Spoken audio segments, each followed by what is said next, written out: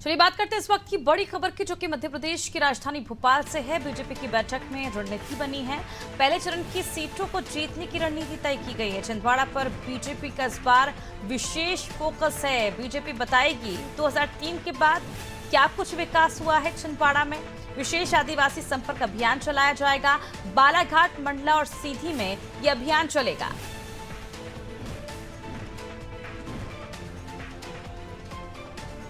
पहले चरण की सीटों को जीतने के लिए बीजेपी की एक नई रणनीति, जिस पर बीजेपी काम कर रही है। बालाघाट, मंडला और सीधी में इस अभियान को चलाया जाएगा और खासकर विशेष आदिवासी संपर्क अभियान भी बीजेपी चलाने जा रही है।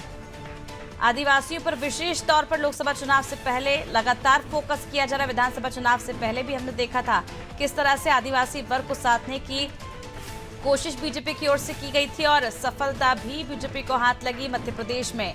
और देखिए अब छिंदवाड़ा पर जिस तरह से बीजेपी इस बार फोकस कर रही है।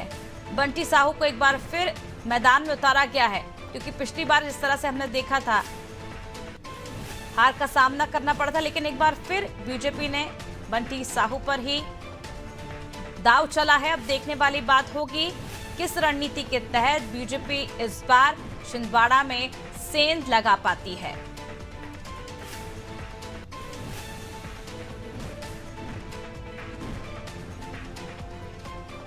तो बीजेपी की बैठक में रणनीति बनाई गई है, खासकर पहले चरण की सीटों के लिए।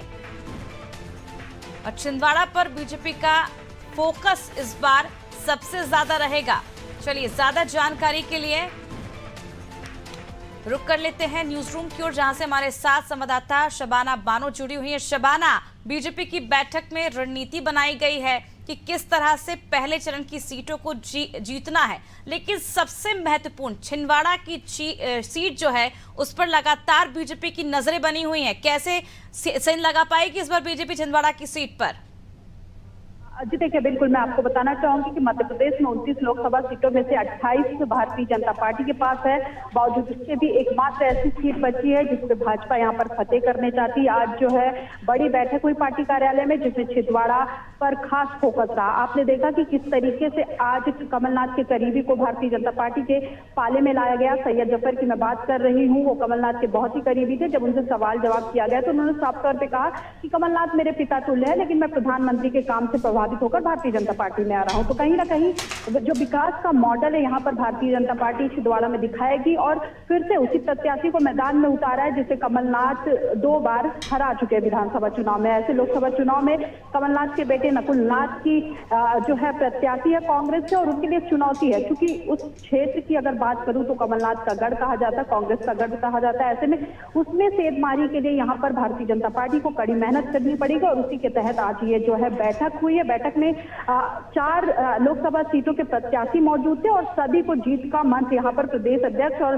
मुख्यमंत्री डॉक्टर मोहन यादव द्वारा दिया गया। और सरकार, डबल इंजन सरकार की जो योजनाएं हैं वो कैसे काम करेगी, इन सबको लेकर यहाँ पर उनको जानकारी दी गई है। बिल्कुल शबाना, लेकिन अगर देखा जाए 2014 के नतीजे, तो उस वक्त कांग्रेस के पास 2 सीटें थी और जब 2019 में 4 चरणों में मतदान हुआ तो इसका फायदा कहीं ना कहीं बीजेपी को पहुंचा और अपनी ही सीट गुना से सिंधिया हार गए थे। एक ही सीट बची थी कांग्रेस के पास, लेकिन एक बार फिर जब यहाँ पर 4 चरणों में चुनाव होने जा रहे हैं, क्या फायदा यहाँ पर बीजेपी छिंदवाड़ा सीट पर उठाती ही नजर आएगी?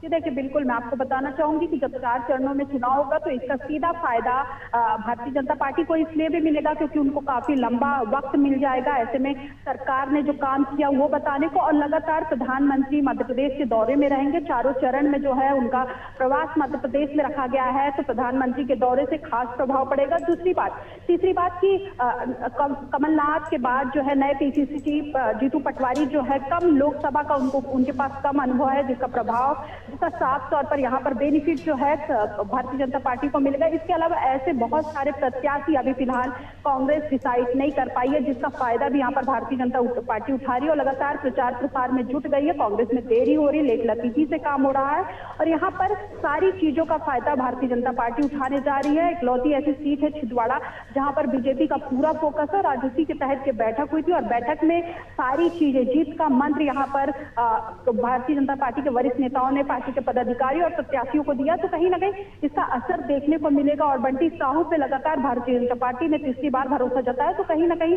ये देखना होगा कि परिणाम जो है वो क्या आते हैं 4 जून को। बिल्कुल शबाना, लेकिन अगर देखा जाता है जिस तरह से सैयद जाफरी ने बीजेपी का दामन थामा है, क्या कहीं ना कहीं इससे भी बीजेपी को कोई फायदा हो सकता है छिंदवाड़ा सीट पर? हाँ जी, देखिए अगर सैयद जाफर की बात करूं तो अल्पसंख्यक नेता है।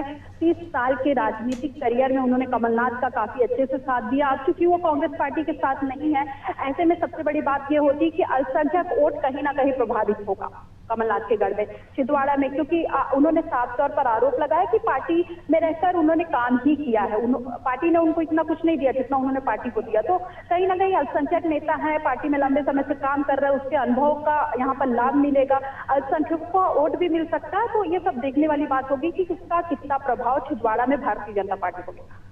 बहुत बहुत शुक्रिया शबाना तमाम जानकारी। तो देखिए यहाँ पर कहीं ना कहीं बीजेपी जो है सैयद जाफर की जो अनुभव है उसका फायदा उठा सकती है आने वाले चुनावों को देखते हुए। जिस तरह से छिंदवाड़ा पर इस बार बीजेपी का सबसे ज्यादा फोकस है, क्योंकि 2019 में सिर्फ एक ही सीट छिंदवाड़ा थी जो कांग्रेस के दामन में आई थी, और इस बार ये पूरी कोशिश बीजेपी की ओर से की जा रही है, जोर आजमाइश लगातार की जा रही है कि जो छिंदवाड़ा की सीट है बीजेपी उस पर सेंध लगा पाए।